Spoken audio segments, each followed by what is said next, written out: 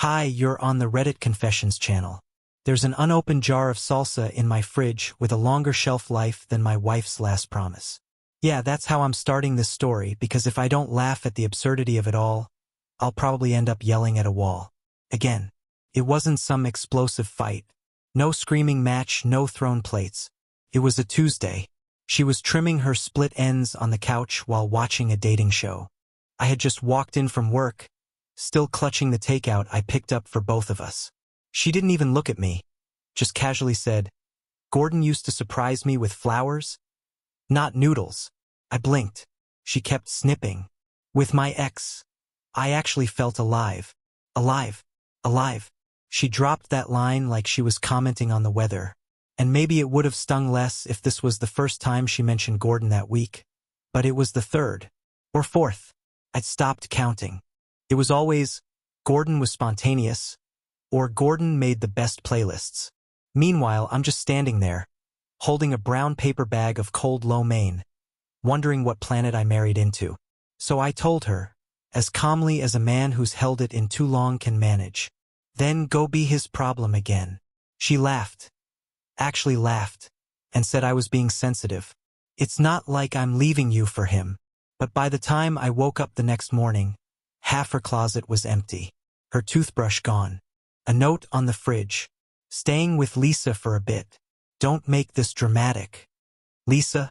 Yeah, Lisa called me 2 hours later, completely confused. She hadn't seen her, didn't even know she was staying over. You see where this is going, right? My wife didn't go to Lisa's. She went to Gordon's. I know because she forgot to turn off her location sharing. Amateur move. I saw her little icon parked in a zip code that belonged to one person only. She told me she needed space. Gordon apparently had plenty of it. Now, here's where it gets weirder. 2 days later, after total silence, I get a flood of texts. "Can we talk? I didn't mean it like that. Please, Max." And then, "I made a mistake." Yeah, you think? She's been calling ever since. Morning, night, lunch break.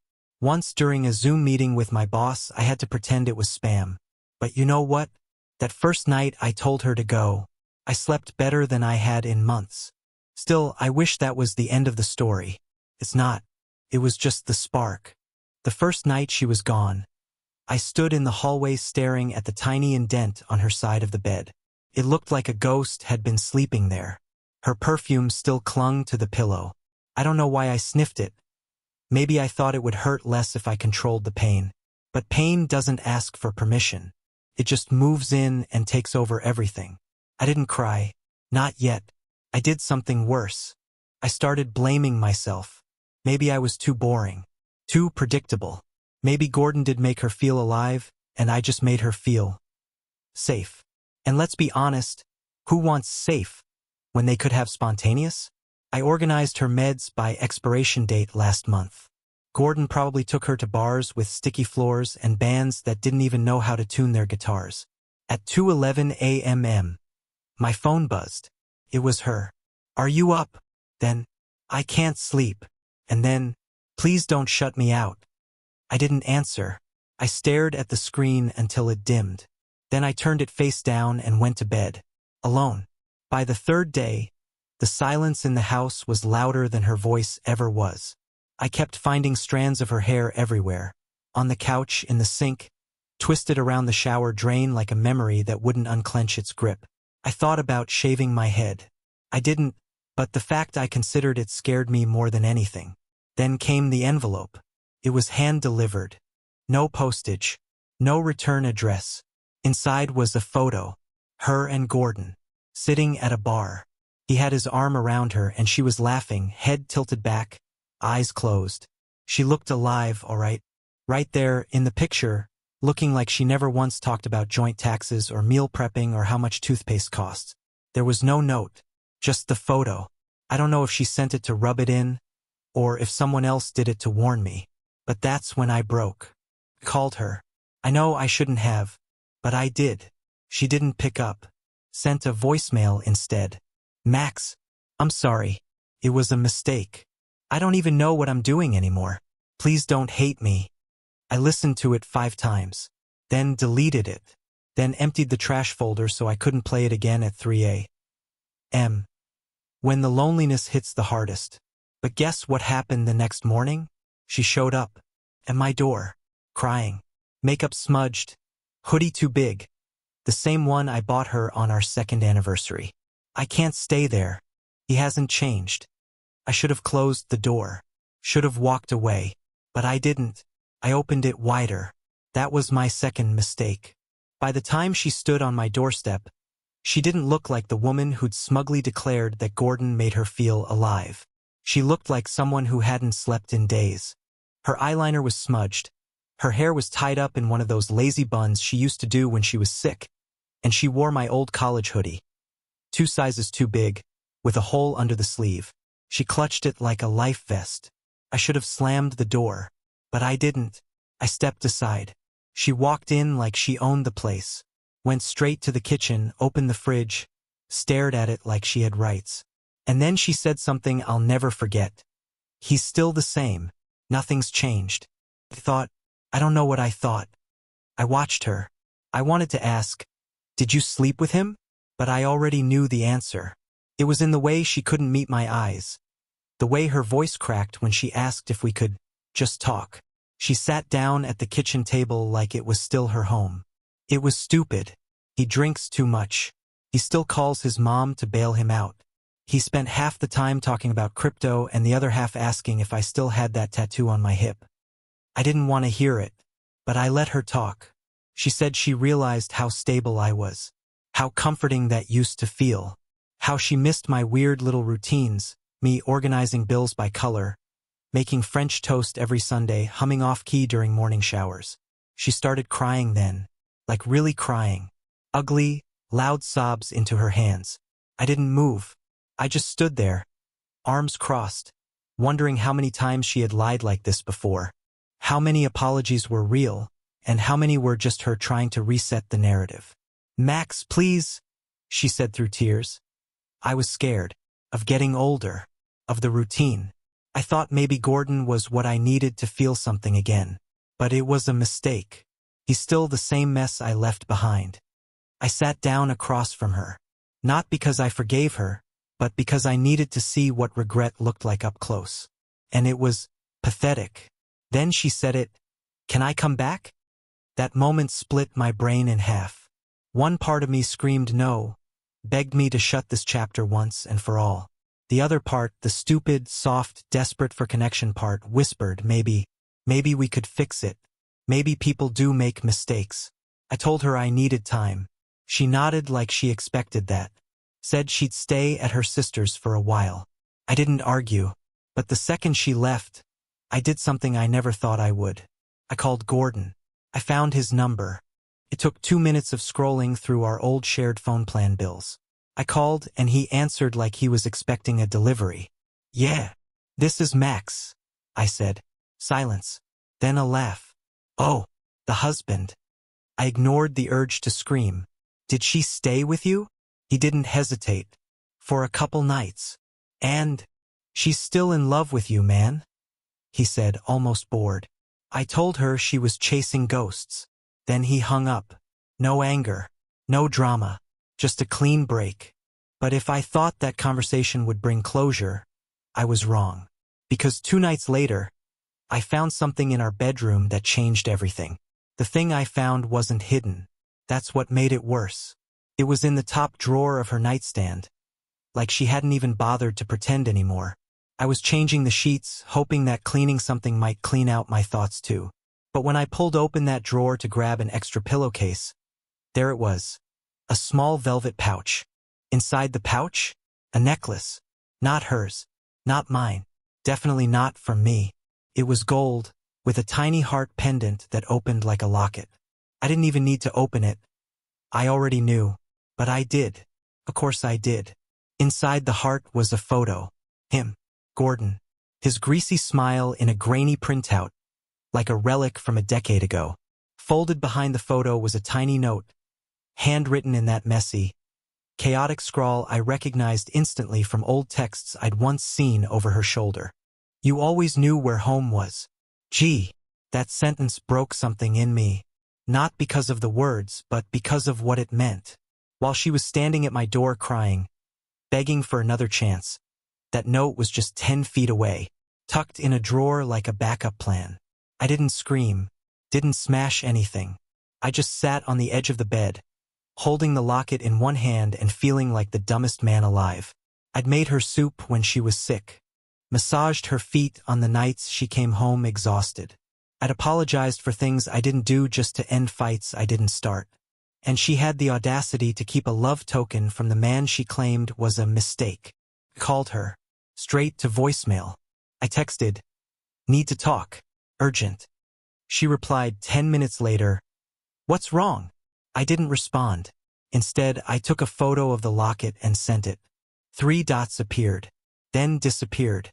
Then came the text. I was going to throw it away. I forgot it was in there. It means nothing. That's when I laughed. Like, full-on laughed in an empty room until my stomach hurt. Not because it was funny, but because it was so painfully predictable. It means nothing. Classic.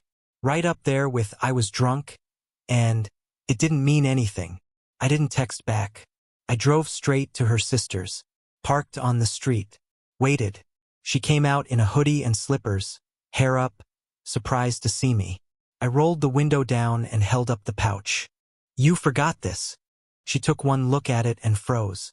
"I told you I don't want to hear it," I said, finally speaking louder than a whisper for the first time in days. "I want you to understand something. I'm not a storage unit for your guilt. You don't get to use me to feel clean again." She stepped back like I'd slapped her. "I'm sorry, Max. Please, let's just talk." "I already talked." I said, "Go be his problem. Remember?" I drove away before she could answer. But later that night, she let herself into the house, with a key I forgot to take. And what she did next, I still don't know if I'll ever recover from it. The sound that woke me up wasn't loud. It was the soft creak of the door. First, I thought it was in my head. I'd been drifting in and out of sleep, exhausted from the emotional avalanche of the past few days. But then I heard it again. Real. Close. The sound of careful footsteps trying not to be heard. That's when I realized I never changed the locks. I got out of bed too fast and stubbed my toe on the nightstand, but the pain jolted me fully awake. I crept out of the bedroom and into the hallway, phone in hand like a weapon, thumb hovering over 911. And then I saw her, standing in the kitchen, holding that same locket. She turned slowly, like she expected applause. "You weren't supposed to find it like that," she whispered. I didn't say anything. Couldn't. My brain was still catching up to the absurdity of the moment. Her breaking into the house, in the middle of the night, to what? Retrieve evidence? I came back for it. To destroy it. I didn't want it to end like this. I leaned against the wall and crossed my arms. "You had the chance to end it differently. That passed. Like 3 betrayals ago." She took a shaky breath. "You don't understand. Gordon and I. It wasn't about love. It was about proving something to myself. I needed to know I wasn't boring. That I could still feel something." My voice cracked when I said, "So you burned down our marriage to check your pulse?" She stepped closer, locket still in her hand like it meant something, like it was part of her. "I thought if I could erase him completely, maybe I'd deserve you again." That's when I realized something terrifying. She wasn't crying because she lost me. She was crying because she lost the version of me that forgave too easily. The version that absorbed her chaos and called it love. The one that smoothed over lies with quiet dinners and tired apologies. "I changed the sheets," I said. "You don't belong here anymore." She looked stunned, like it had just hit her that the man standing in front of her wasn't hers anymore.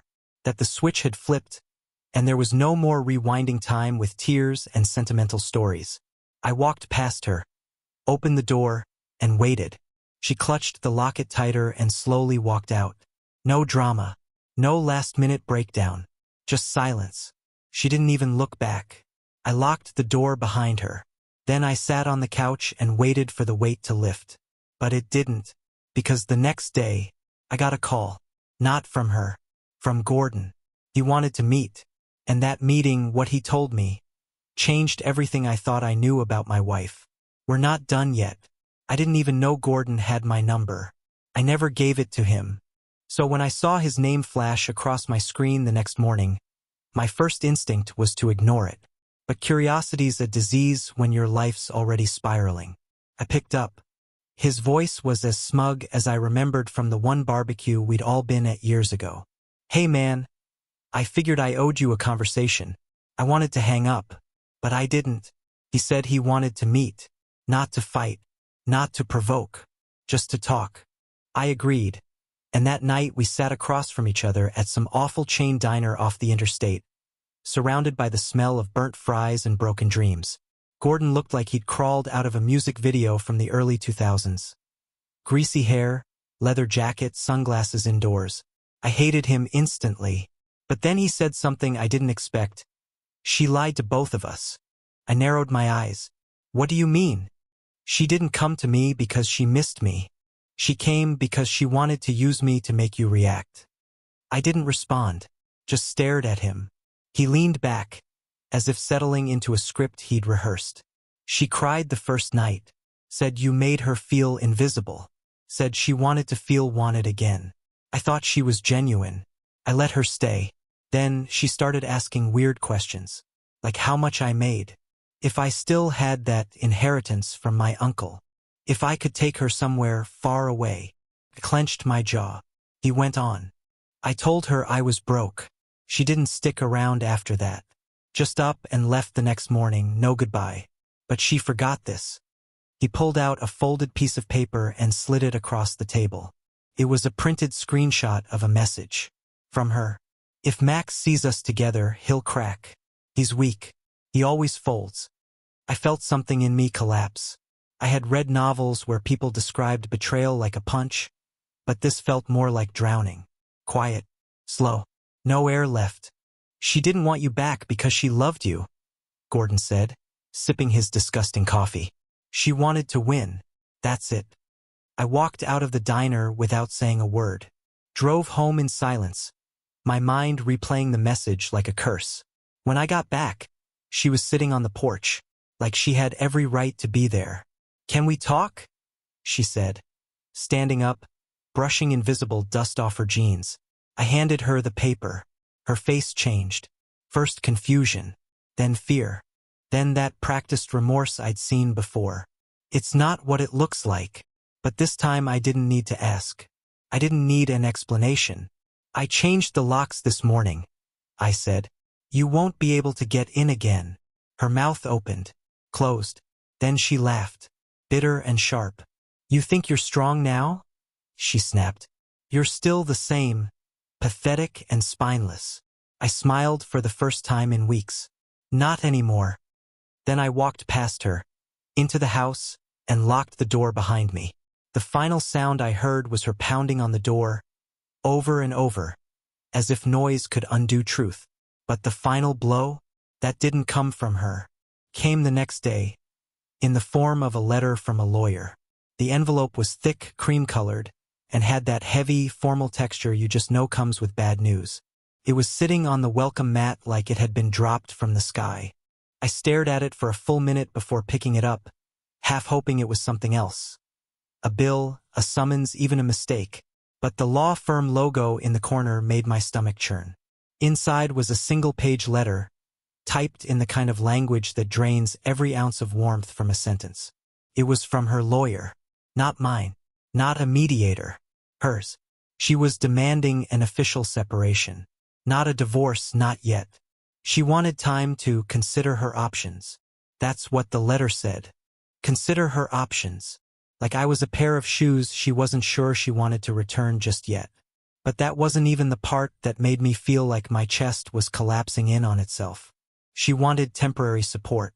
Support. From me. The same woman who snuck into my house after saying Gordon made her feel alive. The same woman who kept his locket in her drawer and used his number as bait. The same woman who only wanted to come back once her little vacation exploded in her face. Now she was demanding I pay her monthly support while she figured things out. I wanted to scream, but I didn't. Instead, I poured myself a cup of coffee, sat at the kitchen table, and read the letter again. Line by line, word by word. I didn't miss a thing. She was asking for enough money to pay for rent, car payments, and, get this, emotional distress therapy.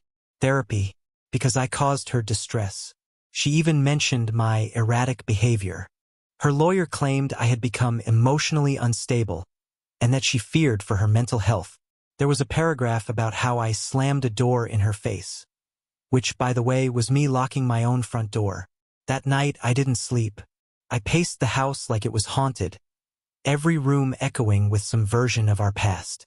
I thought about the nights I held her while she cried over work stress. The mornings I brought her coffee in bed just because she looked tired. The years I thought I was building something real only to realize I was just convenient until I wasn't. I called a lawyer the next day. A real one. Mine. We met in person. I handed him the letter, and he scanned it with the calm of someone who's seen too many dumpster fires in human form. After a moment, he looked at me and asked a simple question. Do you want to play nice? Or do you want to be done? I didn't even hesitate. I want to be done. He smiled, nodded, and said, Good. Then let's start gathering everything. Paper trail. Messages. Her little home invasion stunt? We'll use that too. He told me not to contact her directly again. That any communication should go through him from now on. I agreed. But life isn't that easy. Because 2 days later, she came back. Not to argue. Not to fight. She came to confess. And what she told me on that front porch at dusk was something even Gordon didn't know. Something no one knew. It was just after sunset when she appeared at my door again. No call, no warning. She looked different this time. Not desperate. Not angry. Just hollow. Like the version of her that once knew how to manipulate people had burned out. I didn't say anything. I didn't have to. She started speaking the moment I opened the door. There's something I never told you. Not Gordon. Not anyone. I crossed my arms. She took a deep breath. Before I said that thing about feeling alive with him, I'd already planned to leave. I was gonna make you out to be the bad guy. I had screenshots saved, twisted messages, things you never said taken out of context. I had a whole narrative prepared. I felt sick. But then you didn't yell, she continued. You didn't scream. You just told me to go. And that broke the script. I didn't know how to play that version of you. And suddenly I realized I was the one who'd become everything I used to hate. She handed me something, her house key. Slowly, deliberately. I'm not coming back, she said, voice shaking. I don't deserve to. And then, for the first time in months, I felt something I hadn't expected. Peace. Not joy. Not victory. But peace. She walked away. No dramatics. No last words. Just quiet. The following weeks were a blur of legal meetings, paperwork, and nights spent alone that didn't hurt the way they used to. Every day I rebuilt something, my routines, my confidence, my sense of self. I started painting again. I took weekend trips with no one to check in with. I even burned that awful locket in the fire pit, watched the metal curl and vanish into ash. I thought I'd feel broken at the end of it, but instead I felt lighter.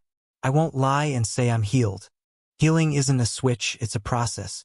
But now, I'm no longer walking in circles around someone else's chaos. I'm walking forward, slowly, surely, on my own terms. So if you're watching this, wondering whether it gets better after betrayal, let me tell you it does. Not because they come back, but because eventually you don't want them to. What moment in the story shocked you the most? Have you ever been in a situation where walking away gave you back your peace? Share your story in the comments, we read every single one.